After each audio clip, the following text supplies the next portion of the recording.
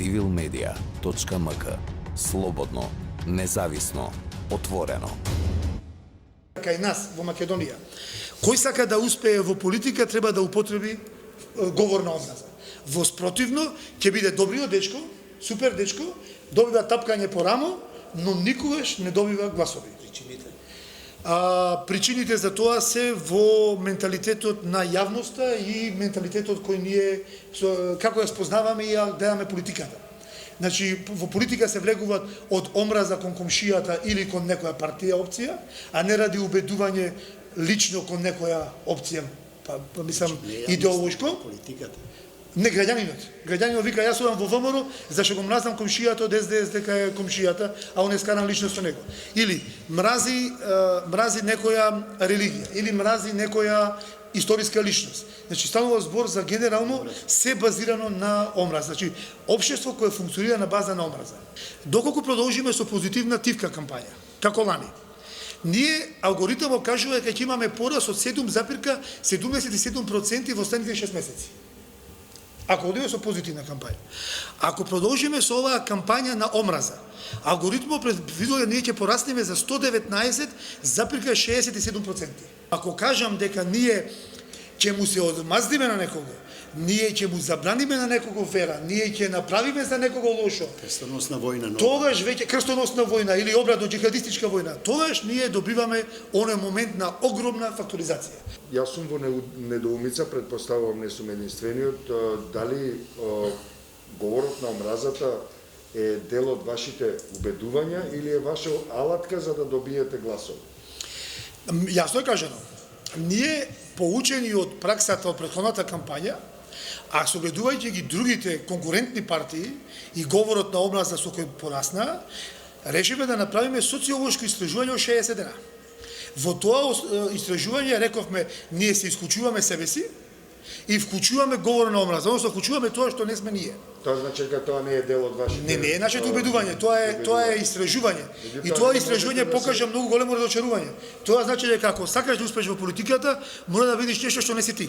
Да разговараме за оправдание дека вие сте правеле социјален експеримент заради тоа што можете да направите социјален, да кажете кој ќе ве да речеме после пожар се наоѓа се спроведува истрага и се открива дека пожарот го предизвикал Атанас. Така е, намерно. И тој го собрал, го собира полиција и доаѓа до признание, тој вели, да, јас го запалив, меѓутоа тоа беше социјален експеримент за да видам како ќе реагираат комшиите. И да ви кажам искрено, повеќето комшии му се ситеа на комшијата за тоа што му изгорела куќата.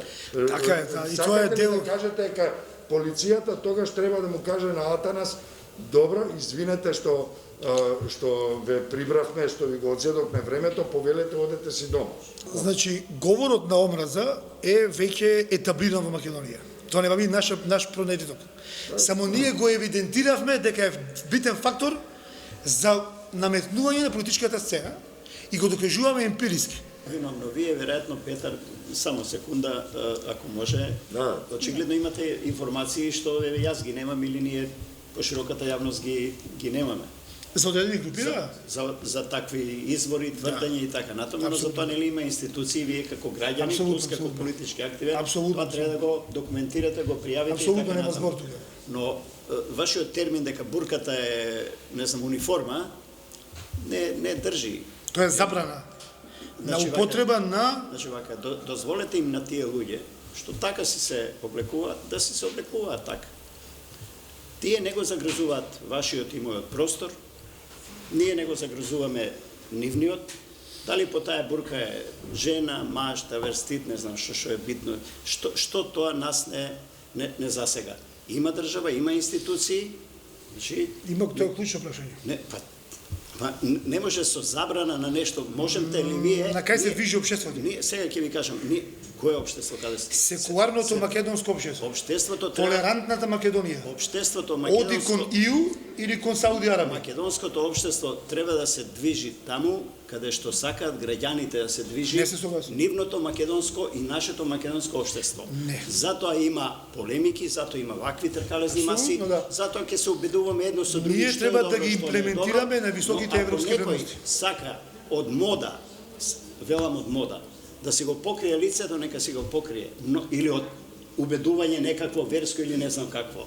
Но ако во тоа има некаков екстремизам, затоа има институции. Би сакал директно да го прашам, дали би ја забраниле брадата, пошто ја изгледам саудист? Па не. Дали ова е саудистичка? Не, Жена не. ми носи шамија, дали би ја забраниле жена ми? Не, не. Дали жена ми има, пошто носи шамија, ја носам брада, дали тоа значи дека јас сум финансиран од некоја институција? Не.